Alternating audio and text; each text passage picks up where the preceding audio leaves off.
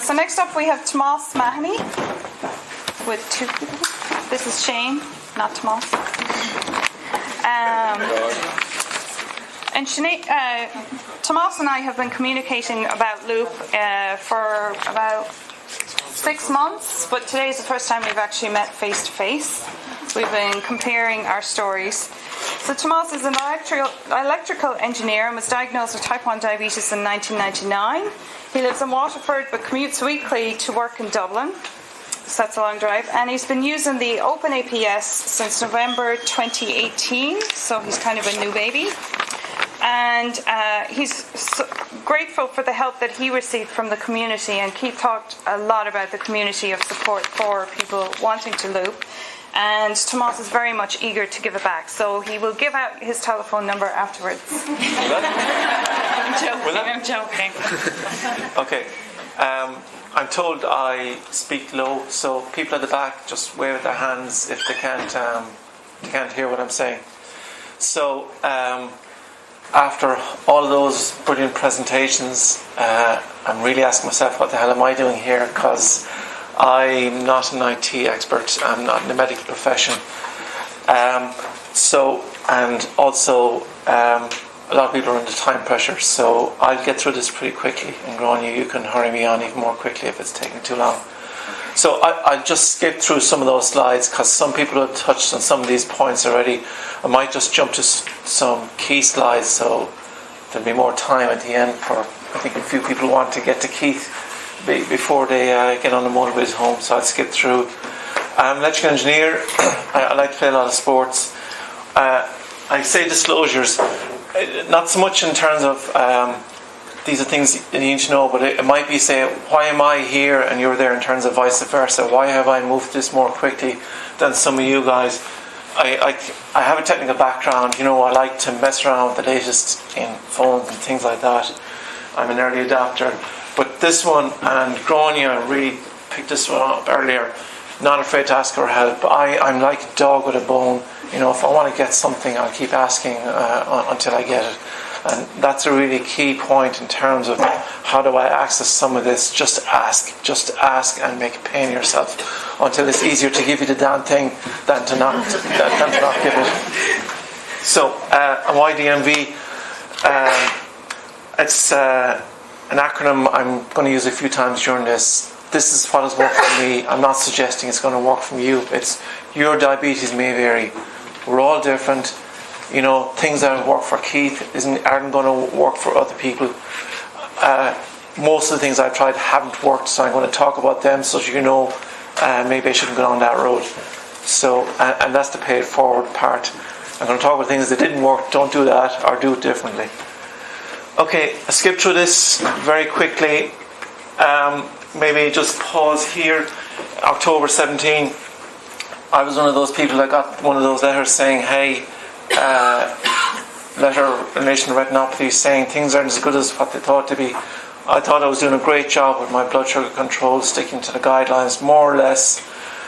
But I got that letter and I had a bit of time in my hands as it happened over that period. I started reading some books, including one of the ones that Steve Ponder wrote, Sugar Surfing. And I realised that actually I really needed to know an awful lot more. I needed to do a lot more than I was doing. I was really unhappy with having read those books with where I was, so I decided to do something about it. So one of the things I went at, I tried to reduce the number of carbs I was taking to just make it easier to balance the insulin and carbs I was taking. I went to Thriveabetes, my first time being in a room with more than 2 other type 1 diabetics. It was quite a thing. So it was a great event organised by Grania. Another one coming up in October. I happened to be on holidays in the US in June 18. So having read loads of books and gone on Facebook really for the first time, because that's where a lot of information could be garnered, I met Diatribe in San Francisco in 2018, and that's where I first saw closed loop in action. It's with Adam Brown, who I think you are bringing You are told. No, you it's have a pre-recorded pre-recorded. presentation. Okay. He's giving a pre-recorded So presentation. he's giving a presentation Thriveabetes in October.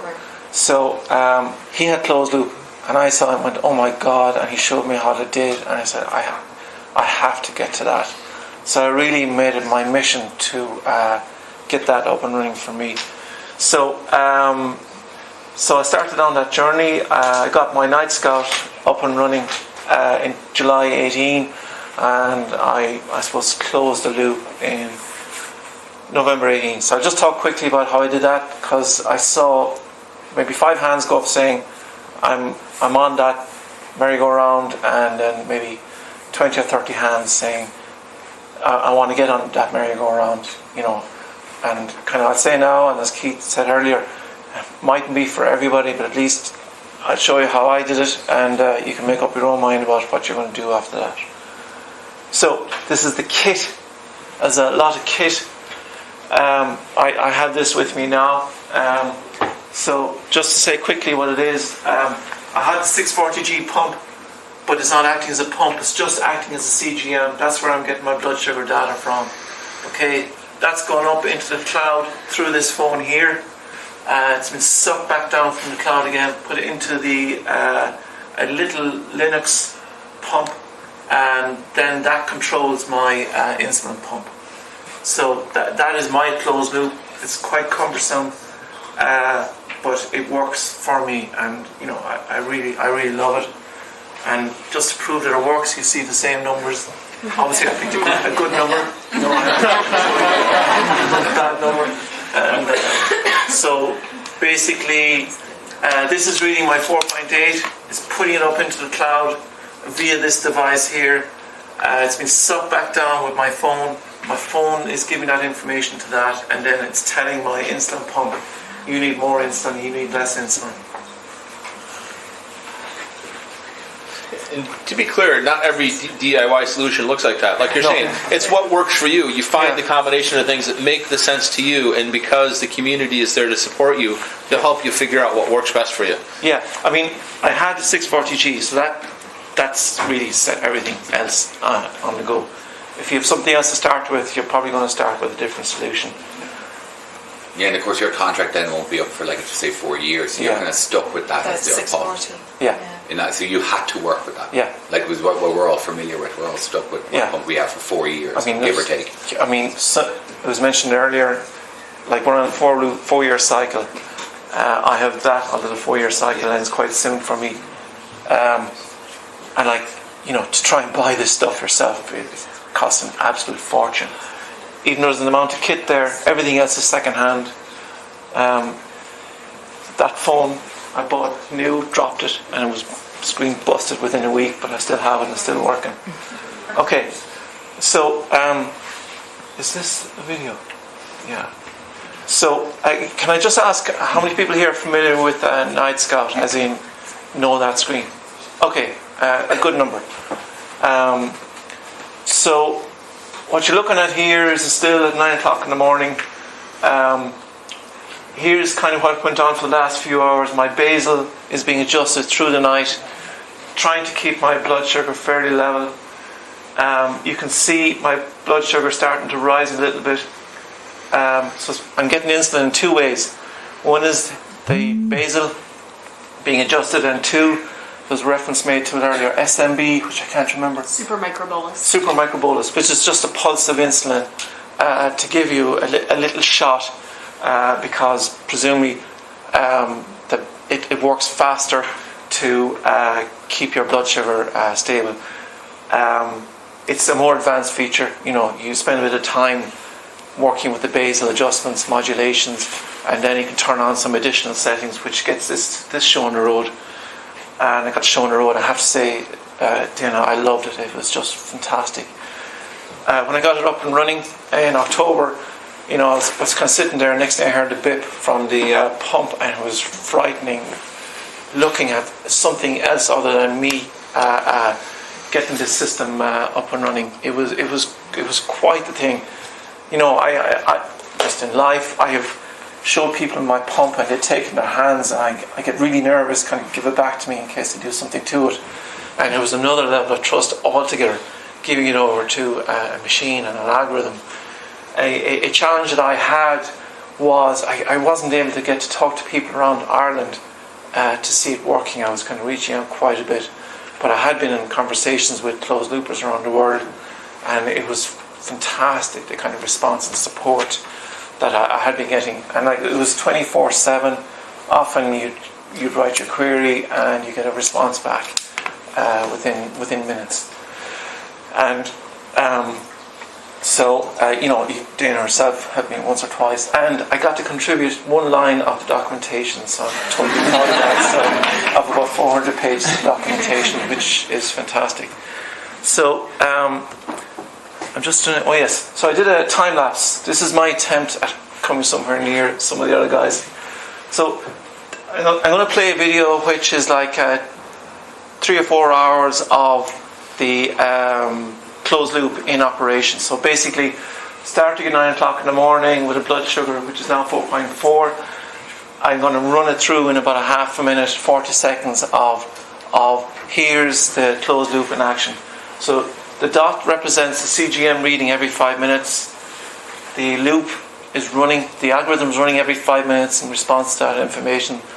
As Dana mentioned earlier, this is where it thinks the blood sugars are going to go, but again the algorithm is running every 5 minutes. So you'll see the whole thing in motion. So hopefully that's running.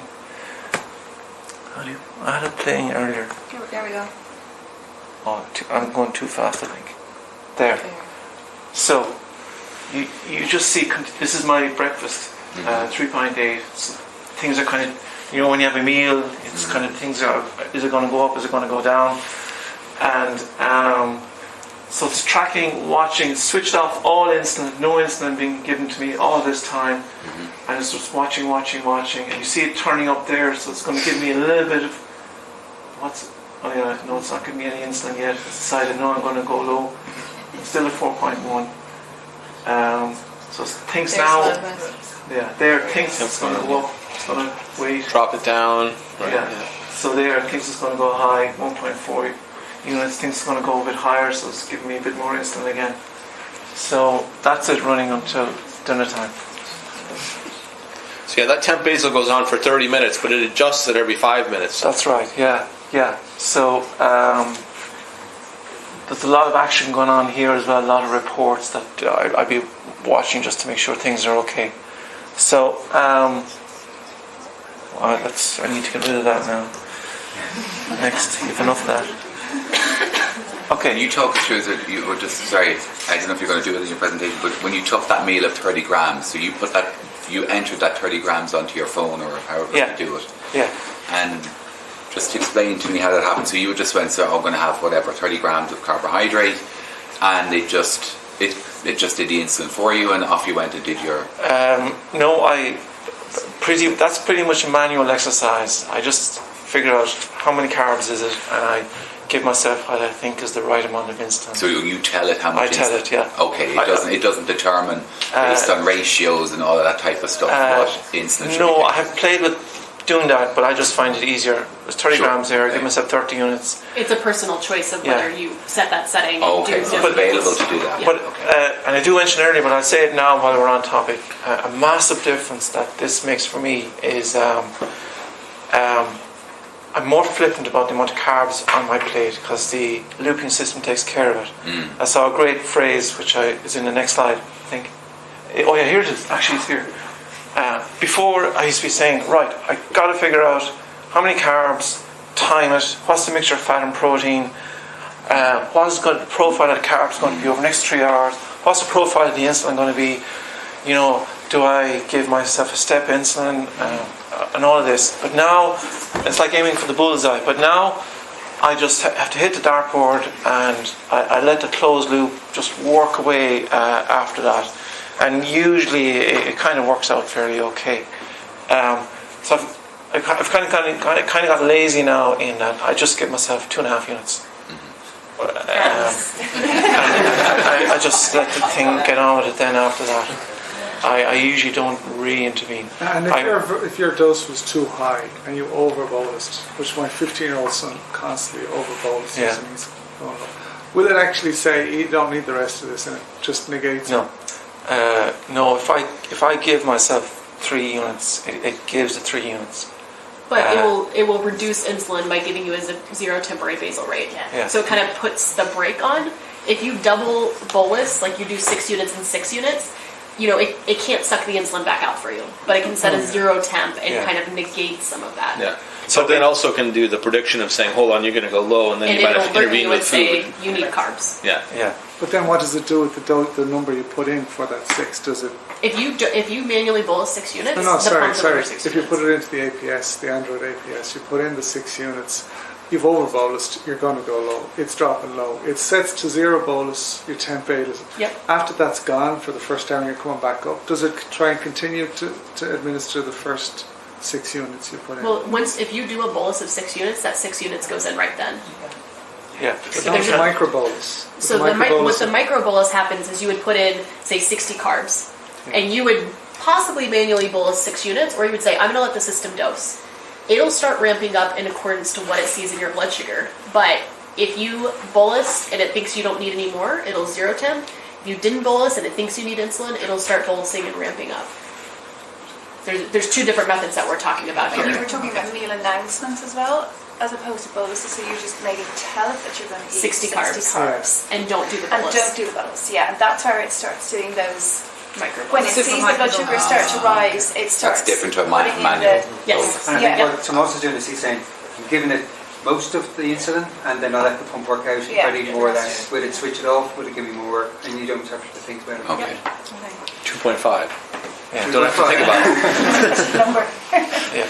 Yeah. Very good. I would make the point, I try to restrict my carbs as well, so I think that helps the closed loop system work.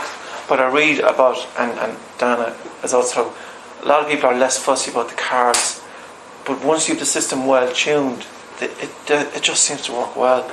I wouldn't say I'm at the fine-tuned stage yet. I prefer, at the moment, my view is just work with low carbs, and then the system is more likely to work better for me. But I'm in the YDMV space, that's where I'm at the moment. Running through advantages, so less stress most of the time. What I mean by that is when the system is working well for me, it's brilliant, so I in the normal course of the day I don't have to think about it as much, and at night it's particularly brilliant. I just make sure everything is up and running, everything's connected, everything's charged, and I trust it enough not to have to think about it during the night after that. So consequently I sleep better. This is a personal one. It's challenging. As I said, I'm going to make it work. I find it interesting, and now I'm in the interested space. I really want to make this work well for me. So it may be a difference. People who are less techie, who just don't like getting into the middle of this stuff. I'm in the zone now, and I just want to make it work better and better and better. We touched on this word, our variations of this word, collaborative. So I engaged with the open team on this, and I've met most of Mahony for the first time this week. There is a sense of a lot of people working together to try to make something work better, and I personally have gotten some satisfaction out of this, and I intend to keep going in that space. Disadvantages, significant hurdles, and I can talk about those later, maybe not too much time now. Just getting the kit together, learning it being a bit of a lonely journey. I've had to give it quite a bit of time, and I don't have a lot of time. Some cost, not huge. Some frustration. There was in getting it to work, a lot of frustration. And I've shown it to you already, lots of kit, and I need to be connected to the internet most of the time, which works out. Now, with this variation of the kit, other variations you don't need that. You're not as reliant as internet connection. This one, and it's great to see members of the medical community here. I'm in Ireland. there really isn't much going on in this space, almost nothing, and certainly I'm not going to be able to go to my endocrinologist saying, I'm going to do this great new thing, and he's not going to rock up and say, great, I'm with you all the way. This is kind of a lonely journey, even though I've had a lot of online support. Our medical team aren't in a space to work with me or with others who want to do this. So I wasn't really telling my medical team that I was engaging on this. I was kind of staying quiet, but I guess that's shot now at this stage. So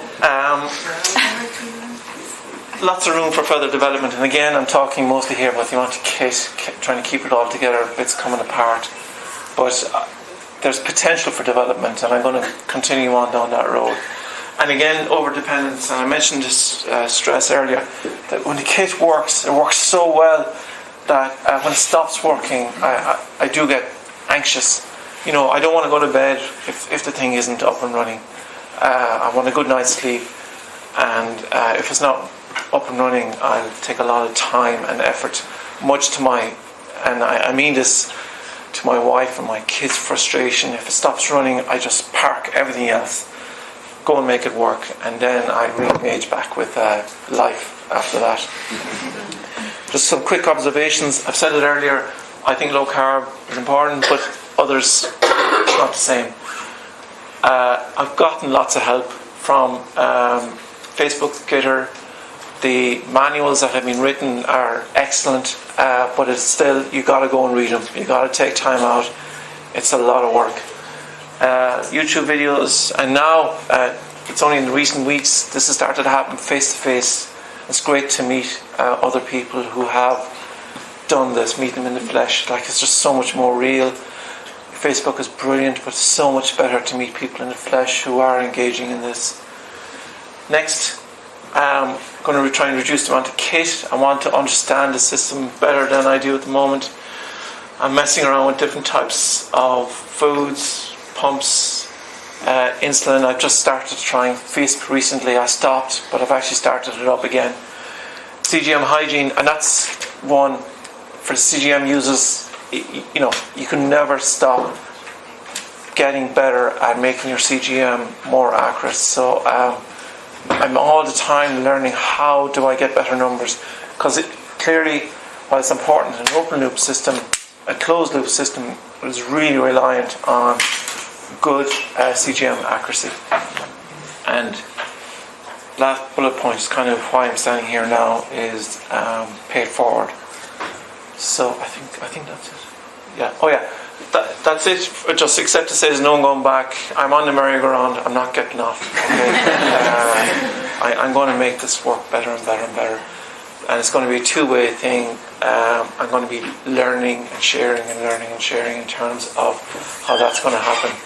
And finally, YDMV, your diabetes may vary. What worked for me may not work for you. So thanks very much.